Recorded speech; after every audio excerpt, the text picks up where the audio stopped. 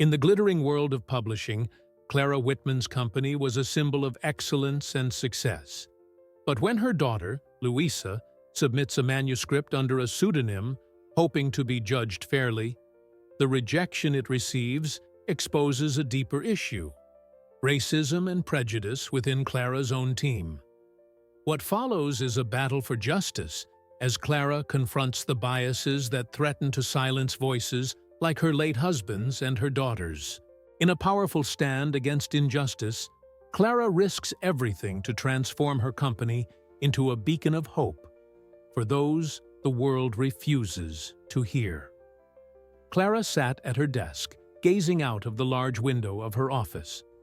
The city skyline stretched endlessly before her, but her thoughts were far from the bustling world outside. Her fingers traced the edges of a photograph on her desk, a picture of her late husband, Marcos, holding their newborn daughter, Louisa. The warmth in his smile was as vivid as ever, even though he had been gone for over a decade. Marcos had been everything to Clara: a brilliant writer, a devoted partner, and an unrelenting advocate for justice. His stories had touched countless lives, weaving narratives that gave voice to those often silenced by society. But his journey had not been easy.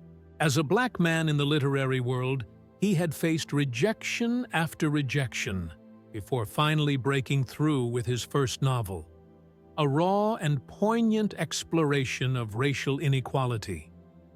Clara had stood by his side through it all, cheering him on and helping him navigate an industry that seemed determined to overlook him. Then, one fateful evening, everything changed. Marcos's life was cut short in a car accident when Louisa was only 6 years old. Clara's world shattered that day. She buried herself in work to cope with the loss, pouring her energy into building their shared dream, a publishing house that would champion diverse voices. Over the years, her company grew into one of the most respected names in the industry. Yet, no amount of success could fill the void Marcos had left behind. Louisa was Clara's anchor through it all. The little girl who had once clung to Clara's hand now stood at the cusp of adulthood, brimming with creativity and determination. At 18, Louisa had inherited her father's love for storytelling and his unyielding sense of justice. She often spoke about how she wanted to follow in his footsteps, not just as a writer, but as someone who could inspire change. Clara couldn't have been prouder of her daughter, though she sometimes worried about the challenges Louisa might face in an industry still rife with biases. She knew firsthand how difficult it could be for someone like Marcos or Louisa to have their voice heard. That morning, as Clara prepared for another busy day at work, Louisa appeared in her office holding a thick manuscript. Her cheeks were flushed with excitement. "Mom," she began hesitantly, "I've written something I want to submit to your company." Clara raised an eyebrow but smiled warmly. "You've been working on this secretly? Why didn't you tell me?" "I wanted it to stand on its own," Louisa replied firmly. "I'll submit it under a pseudonym so no one knows it's mine. I want it to be judged fairly." Clara hesitated for a moment but nodded. "All right," she said softly. "Let's see where this takes us." As Louisa left the room, Clara felt both pride and unease settle over her heart. She couldn't shake the feeling that this manuscript would set something much larger into motion. The soft hum of Clara's office filled the air as she flipped through a stack of manuscripts on her desk. It was a routine she had perfected over the years, reading, analyzing, and deciding which stories deserved to be shared with the world. But today, her thoughts kept drifting back to Louisa. Her daughter had always been creative, but this sudden desire to submit a manuscript to her mother's company had caught Clara by surprise. Louisa, meanwhile, sat in her room, staring at her laptop. The manuscript she had poured her heart into was ready. It was more than just a story. It was a reflection of everything she had learned from her father's life and struggles. Through its pages, Louisa explored themes of racial inequality, resilience, and hope, weaving a narrative inspired by the lessons Marcos had taught her through his own journey as a writer. But Louisa wasn't naive. She knew how the publishing world worked. Despite being the daughter of Clara Whitman, one of the most respected editors in the industry, she wanted no special treatment. She wanted her work to stand on its own merits. That's why she had chosen to submit it under a pseudonym, L.M. Silva, initials that paid homage to both her parents. That evening, she handed the manuscript to Clara with a determined expression. "Here it is," she said simply. Clara took it with a curious smile. "You're really serious about this pseudonym thing?" "I am," Louisa replied firmly. "I don't want anyone knowing it's mine, not even you." Clara raised an eyebrow but nodded in agreement. "All right," she said softly. "I'll pass it along to my team like any other submission." The next morning, Clara placed the manuscript in the hands of Eduardo, one of her senior editors. Eduardo was known for his sharp critiques and unyielding standards, a perfect candidate for an unbiased evaluation. As Clara watched Eduardo leave with the manuscript tucked under his arm, she felt a mix of pride and apprehension. She admired Louisa's determination, but couldn't shake the feeling that this experiment might not go as smoothly as her daughter hoped. For Louisa, however, this was more than an experiment. It was a test of whether her voice could truly be heard in an industry that had silenced so many like her father before. Eduardo leaned back in his chair, the manuscript resting on his desk. The title, Shadows of Resilience, was intriguing, but his interest waned as he skimmed the first few pages. The story's focus on racial inequality and systemic injustice felt, to him, too niche, too political for what he believed would sell in the mainstream market. He sighed, tapping his pen against the desk before jotting down a note on the cover page. Not commercially viable. Consider shelving. As Clara walked into Eduardo's office later that afternoon, she noticed the manuscript sitting in his outbox.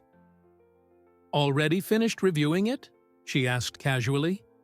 Eduardo nodded, his expression indifferent. "Yes, it's fine, but not something I'd recommend moving forward with. It's heavy-handed and doesn't have broad appeal." Clara frowned slightly, picking up the manuscript. "Heavy-handed? That's not like you to dismiss something so quickly." He shrugged. "Look, Clara, I've been doing this for years. Stories like these don't sell. Readers want escapism, not lectures about race or inequality." The words struck a nerve in Clara, though she kept her composure. She knew Eduardo could be blunt, but something about his tone felt dismissive, almost condescending. Still, she decided to let it go for now, and took the manuscript back to her office. Later that evening, Louisa stopped by Clara's home office, eager for updates. "Did Eduardo say anything about my manuscript?" she asked. Clara hesitated before responding. "He didn't think it was a good fit for the company," she said carefully. Louisa's face fell. "What does that even mean?" Clara sighed and handed her the manuscript with Eduardo's notes attached. As Louisa read through them, her hands trembled with frustration. Words like "too niche" and "not relatable" jumped off the page. "He didn't even give it a chance," Louisa said quietly, her voice laced with hurt. "This isn't just a story. It's my story." Clara felt a pang of guilt as she watched her daughter struggle to process the rejection. She had trusted Eduardo's judgment for years, but now she couldn't shake the feeling that something deeper was at play, a bias that had no place in her company. "Don't worry," Clara said firmly, placing a hand on Louisa's shoulder. "We're not letting this end here." Clara sat in her office, the manuscript resting on her desk. Eduardo's comments still echoed in her mind. Too niche, not commercially viable. She had trusted Eduardo's judgment for years, but something about his dismissal of Shadows of Resilience didn't sit right with her.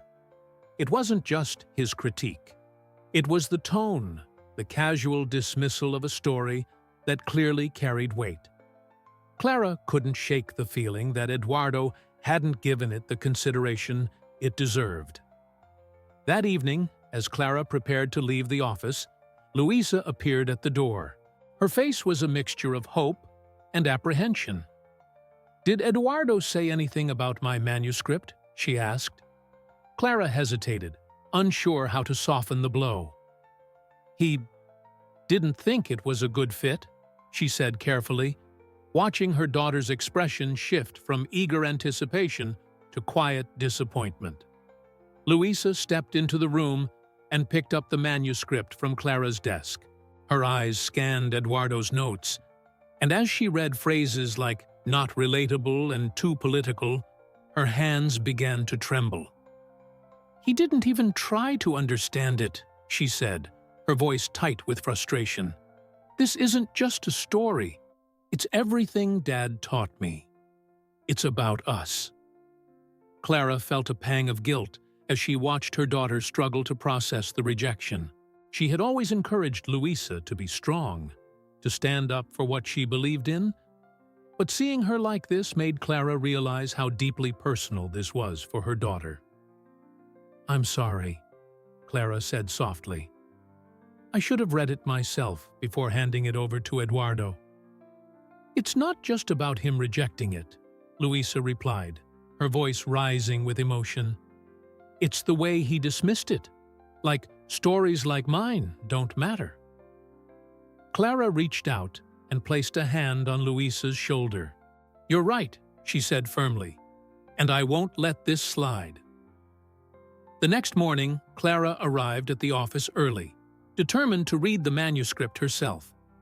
As she turned each page, she felt a wave of emotions wash over her: pride, sorrow, anger. The story was raw and powerful, weaving themes of resilience and injustice with grace and authenticity. It was clear that Luisa had inherited not only Marcos's talent, but also his courage. By the time she finished reading, Clara knew what needed to be done. She couldn't let Eduardo's bias dictate what stories deserved to be told, not in a company she had built to honor voices like Marcos's. When Luisa arrived later that day, Clara met her with a determined look. "Your story deserves better," she said. "And so do you." Luisa's eyes widened in surprise. "What are you going to do?" Clara smiled faintly. "I'm going to make things right." As mother and daughter sat together discussing their next steps, Clara felt a renewed sense of purpose, a determination not only to fight for Luisa, but for every voice that had been silenced by prejudice. Clara stood at the head of the long conference table, her fingers gripping the edge as she surveyed the room. The senior editorial team sat before her, their faces a mix of curiosity and unease. Eduardo was among them, his expression calm but tinged with confusion. He had no idea what was coming. "Thank you all for joining on such short notice," Clara began, her voice steady but firm. "There's an important matter we need to address." She placed a copy of Shadows of Resilience on the table, its title bold against the plain cover. "This manuscript was recently submitted to our company under a pseudonym," Clara continued. "It was reviewed and dismissed by Eduardo with comments that I found deeply troubling." Eduardo shifted in his seat, his brow furrowing. "Clara, She held up a hand to silence him. "Let me finish." Her gaze swept across the room. The notes on this manuscript described it as too niche and not relatable. But after reading it myself, I can tell you that it is one of the most powerful stories I've encountered in years. The room fell silent. Clara's voice grew sharper as she continued. "What concerns me most is not just the rejection of this story, but the reasoning behind it. Eduardo, you dismissed this manuscript without truly engaging with its content. You reduced it to stereotypes and assumptions about what readers want or don't want. Eduardo leaned forward, his tone defensive. Clara, I've been in this industry for decades. I know what sells and what doesn't. Stories like this, about race, inequality, they don't have broad appeal. Clara's jaw tightened. And why is that? Because people like you decide what's appealing and what isn't. Because voices like these are silenced before they even have a chance to be heard?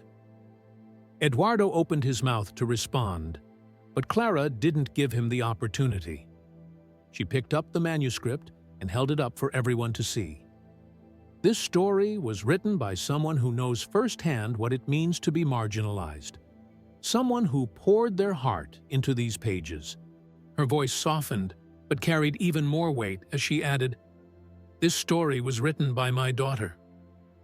Gasps rippled through the room as Eduardo's face turned pale.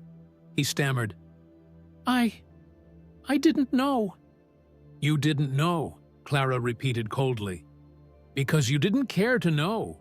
You judged this story and its author based on your own biases." The tension in the room was palpable as Clara straightened her posture and turned to address the entire team. "Let me make one thing clear.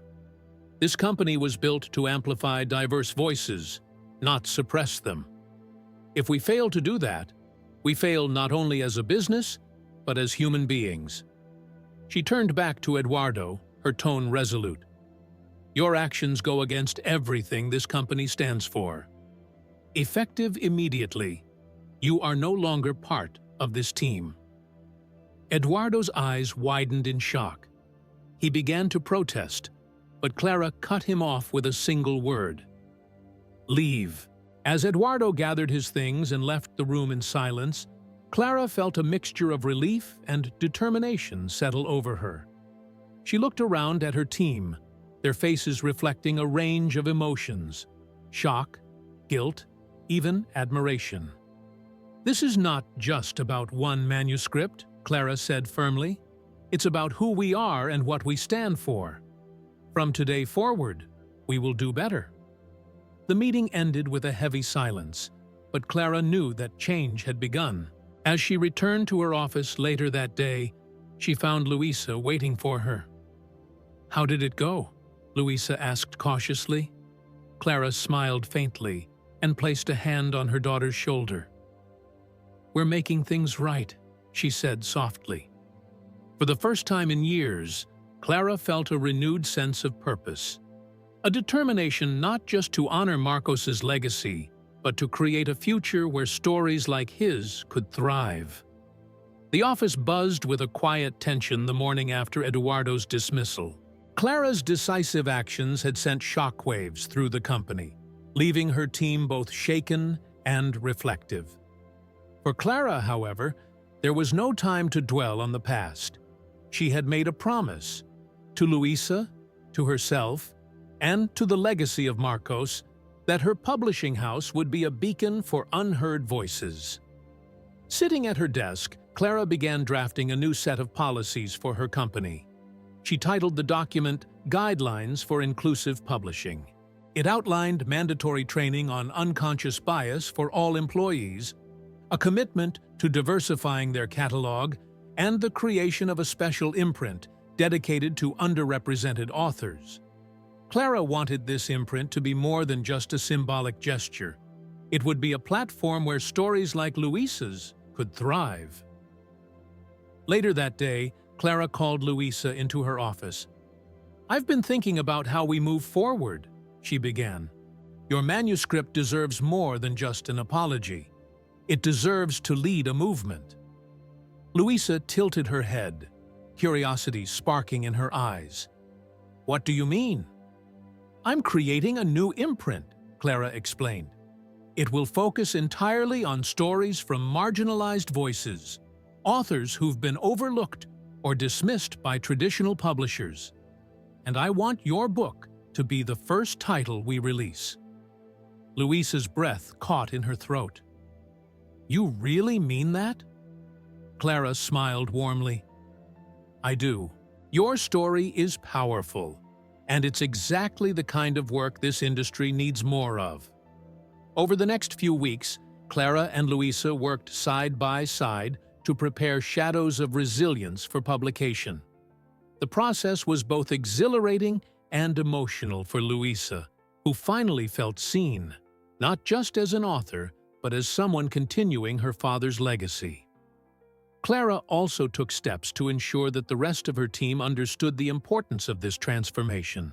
She held meetings to discuss the new policies and invited guest speakers from diverse backgrounds to share their experiences in the publishing world.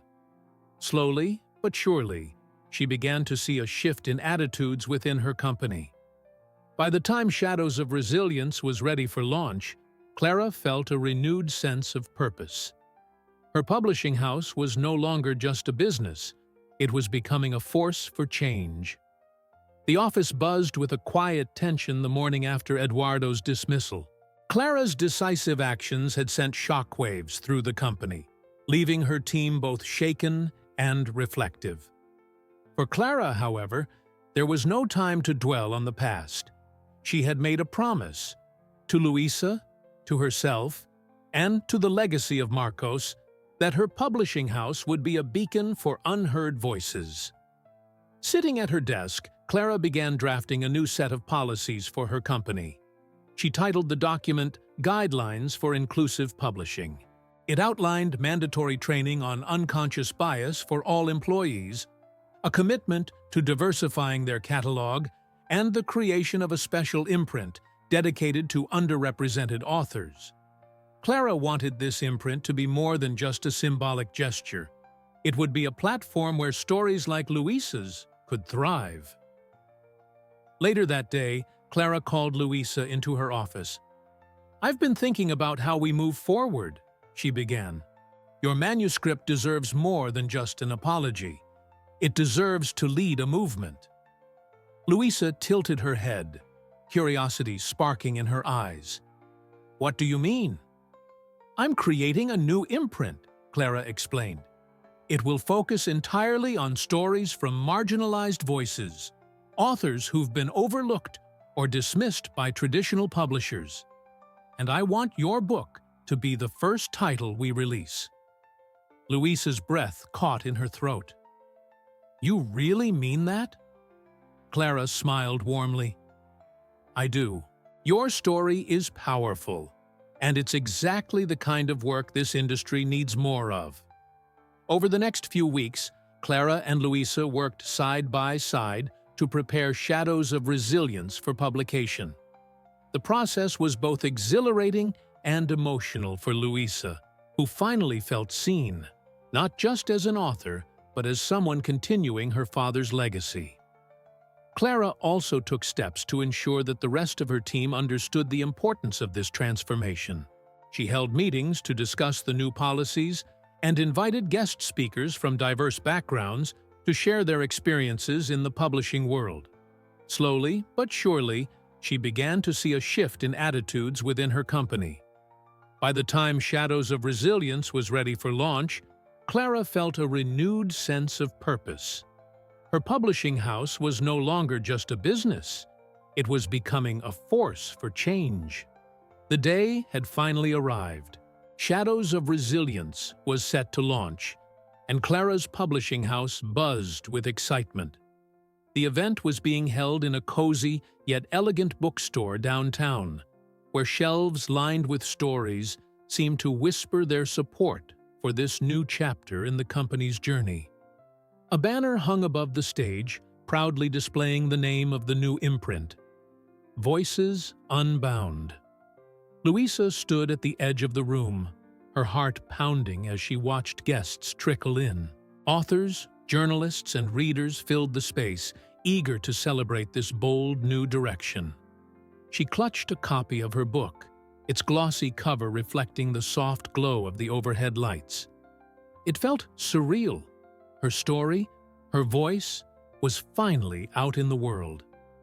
When Clara stepped up to the podium to speak, the room fell silent. "Tonight is more than just a book launch," she began. "It's a celebration of courage, of those who dare to tell stories that challenge us, inspire us, and remind us of our shared humanity." As Louisa took the stage to thunderous applause, she felt a surge of pride. This wasn't just her moment. It was a victory for every voice that had ever been silenced.